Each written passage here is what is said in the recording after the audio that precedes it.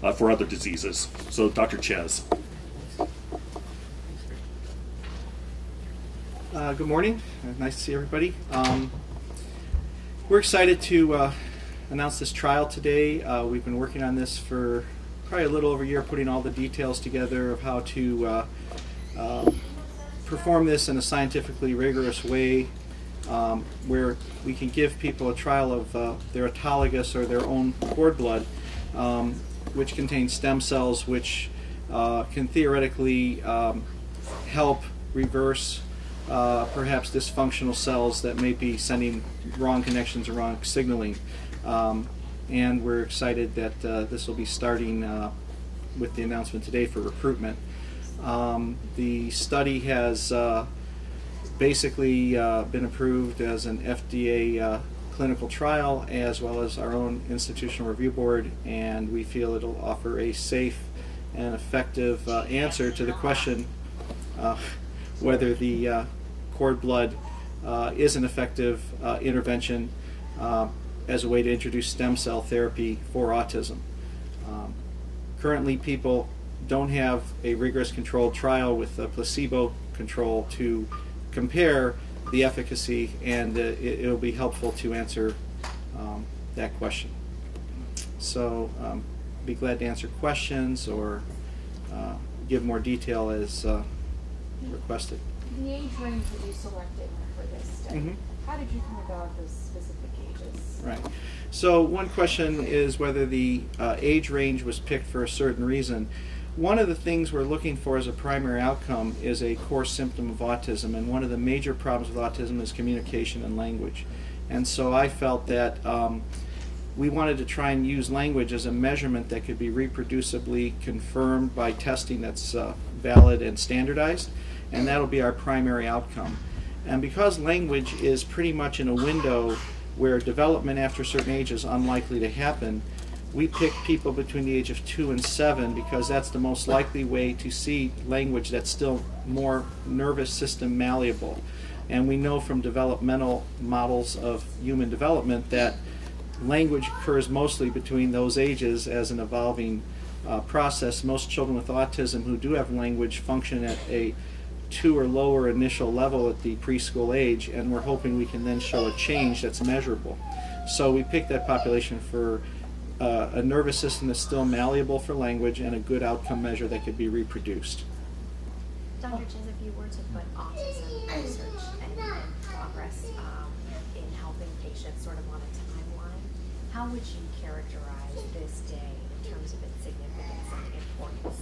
Well, I think it's really exciting day because up until now we've had the sense that stem cells are somewhat science fiction with all this great hope, and I think the reality is this is the first step, in a sense a very simple step, to introducing stem cells that are easily available to patients in a non-controversial way and offer 3 types of stem cells that are approximately 30 to 40% of the cord blood. And because they're your own blood in a sense, they're easy and safe to give. And it's the first step of using stem cells to try and have an impact on a disease as complex as autism. And part of our rigorous screening is to try and get a fairly consistent population that doesn't have other causes. So we're ruling out genetic or brain injury or infection or extreme prematurity. And that way we have a group of patients that at least we can say, to the best of our scientific knowledge, there's no good reason for autism other than it's the type of autism most people think of as one of those things that happen to 1 in 88 children. And we're taking a subset that should be fairly reproducible in other studies. So this is a first step in stem cells in this disease, so it's a very exciting day. Is it the ultimate of what stem cells will do 10 years from now? Probably this will be looked back at as a crude first step, but if we see progress, that'll lead to more progress. So it's a first step towards many future trials. Sort of like the moon mission was that giant step. This is a small step leading towards hopefully giant steps. How does this relate to previous research? Is there some evidence to lead you down this path that this is a possible treatment? The reason we're doing this is very logical in the sense that as of today's technology and availability, there have been stem cell studies in cerebral palsy where patients, including the patient that's sitting here that we're going to let you talk to if you have questions, who I followed since birth, who've gone and gotten stem cells from their cord blood at Duke University and actually have made great progress with their infusions. In addition to affecting language and motor development, we've seen other patients with cerebral palsy who, because of their brain injuries, have some autistic features. And there's individual cases that have had therapy at places like Duke that have responded in a positive way on both fronts, cerebral palsy and their autism features. Given that, there's also people who've gone overseas to China. Israel's done some studies, Germany's done some studies on case-by-case, not controlled trials, and some pooled blood, meaning population donation of cord blood, which is then not your own, and then hopefully the stem cells in that aren't going to react because stem cells are more safe to give, but still there's a higher chance of reaction. So these pooled units, which are not as defined, were given, and there was some anecdotal or small brief reports out of China saying there's some effect. We also have some patients who've gone to South America and Costa Rica, for instance, that have told me, or on the internet, they've had response after some infusions, but they don't know exactly what they've gotten. There's also parents who've gone overseas and have no results, but they may not have gotten cord blood or stem cells at all. And because of this, we feel a rigorous controlled trial in a safe way is going to give us two things. One, it'll tell us if this very crude way of giving stem cells, which are readily available today, is helpful at all. And two, it'll be controlled against placebo, so people won't have to say it's just one patient or anecdotal. And the third part is, if it doesn't work, we'll publish that as well, so people won't be spending unnecessary money traveling all over the world getting treatments that aren't necessary until our technology would improve. So it's going to take us about somewhere between 15 and 18 months to complete and get all the data.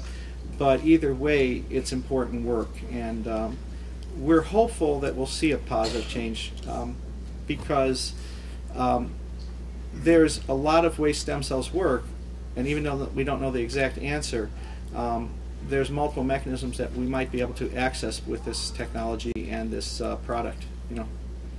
And so, Doctor, you said 15 to 18 months. Do you have a start date, or have you already started? We start as of this week, and so we're recruiting patients, and our phones have been ringing all day since the newspaper article and other things that have come out. But what I can tell you is we held off announcement until we were ready to go, and we had all our paperwork and systems in place. So this is a study we're very proud to be part of. I'm very proud of the team we've put together, Dr. Carroll, my nurse practitioner is helping me with the patients, and of course our SIMR research team, which is the Sutter Institute for Medical Research, and just the support from the Cord Blood Registry to help us organize and triage the patients. They will, of course, have a pool of patients, which I'll let them talk about, but basically the numbers are, if autism's 1 in 88 children, and even if you made it 1 in 100, we would have over 3,000 people in their collection alone who are potentially candidates. And so we're hopefully going to be able to screen and get a very randomized group, and the study's great because everybody who participates will get the cord blood. We just don't know which wing of the study they'll get it in. You know.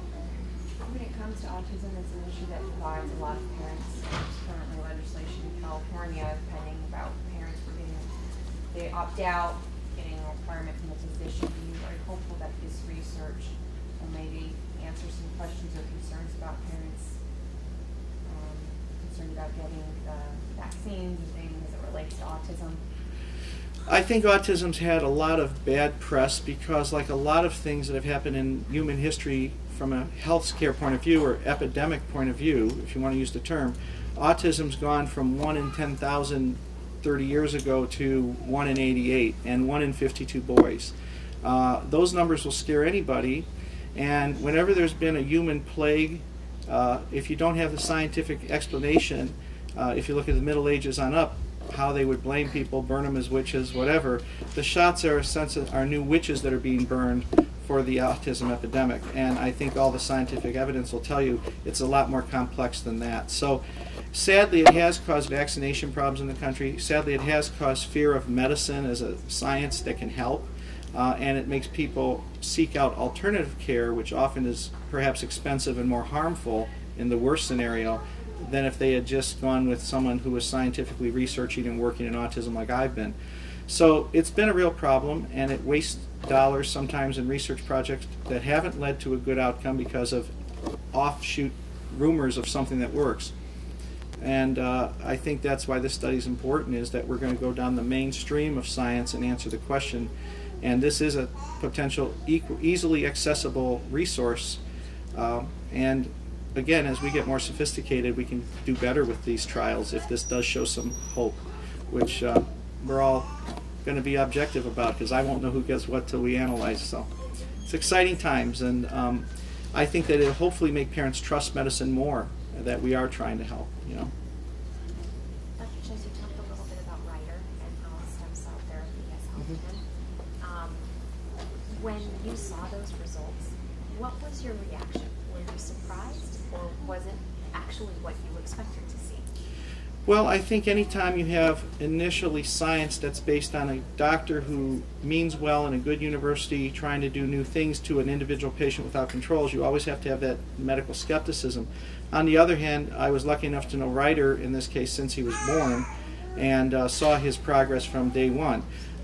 In terms of other patients, before I moved to Sacramento, I had some patients in Chicago who had gone and tried this early on and did see some improvement to some degree.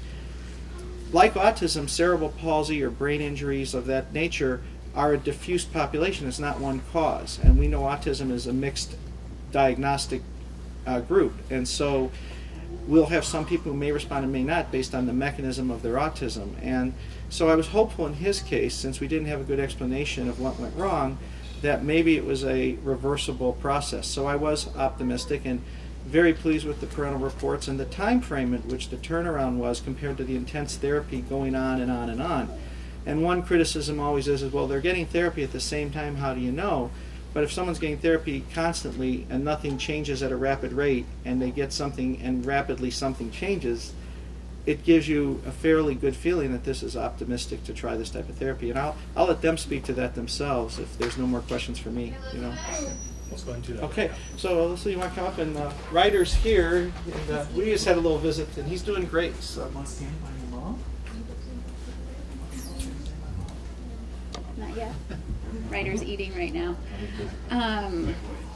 Ryder is 4.5 years old, and he was born without any brainstem functions. No sucking, no swallowing, no breathing. And luckily we saved his cord blood, and at 11 months old he was diagnosed with cerebral palsy. So I think the weekend after that I got on the phone, I got on the computer, and I started making phone calls and started sending emails. And at 15 months old he made his first trip out to Duke. And he had 3 stem cell infusions total, and we're all out of stem cells, and if we had more we would have already been back to do a 4th one. But I'll just give you a little bit of background.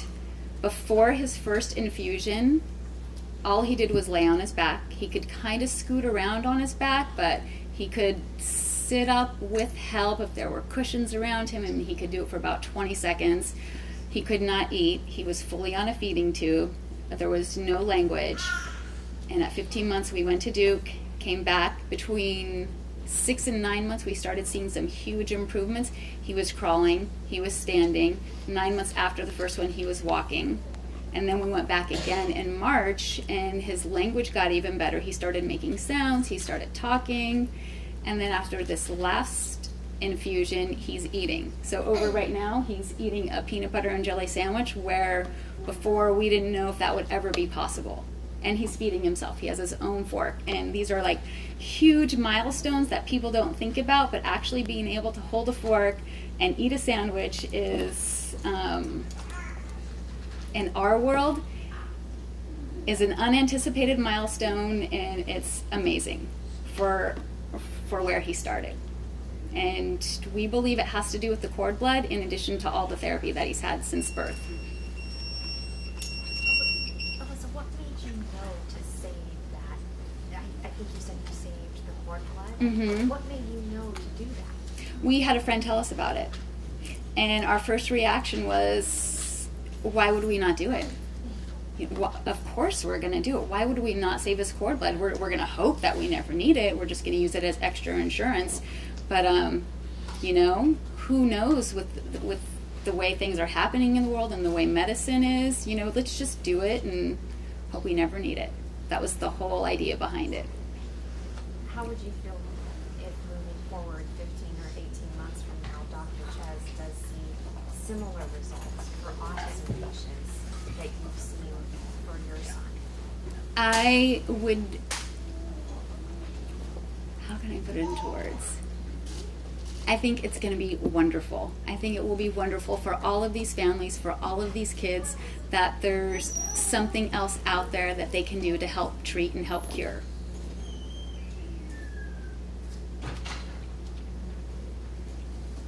I don't know if you want to come over here and get Ryder eating right now, but since he was talking about that. And this was a child that was on a feeding tube for a very long time. Wasn't able to eat or swallow. No, the pizza's a new thing. That just we started with a food list of 4 things when he first started eating, and now we have a food list of about 102 things that he can eat. So Heather Brown with CBR now would like to speak with us. It is very tough to follow Ryder, but I'm a fan of peanut butter jelly sandwiches and pizza too. So CBR could not be happier to support Dr. Ches and the Sutter Neurosciences Institute. Our goal at CBR is to help families prepare for a healthy future, and choosing to save a child's newborn stem cells just might help do that. Over CBR's long history, we've preserved over 400,000 umbilical cord blood stem cell units, and because of our size, we're in a unique position to launch clinical trials by connecting families who have children with a particular condition and have access to their own cord blood to researchers like Dr. Ches. We've played a similar leadership role in initiating clinical research for conditions such as cerebral palsy, traumatic brain injury, and acquired hearing loss. And in fact, CBR has released more units for use in medical therapy than any other family bank in the world. With the addition of this trial here at Sutter, it positions cord blood stem cells to take center stage for their potential ability to help aid in a therapy for a condition that touches so many lives. And we couldn't be prouder to give our client families the first opportunity to participate in this groundbreaking research and to continue other partnerships like this one that will help advance cord blood stem cell science around the country and potentially find cures for conditions that have no cure today. So, thank you. Is this something what are the outreach efforts? I mean, parents know when a child is born that they have that option? Right. We do a lot of education and outreach through lots of different avenues, through parenting classes, parenting magazines, through the OBGYN offices, so that expectant parents know they have several options for their umbilical cord blood stem cells, either to save them for their own family's potential use in a family bank like CBR, to donate them if a public donation bank is available in their area, or what we don't like to see happen is discard them as medical waste.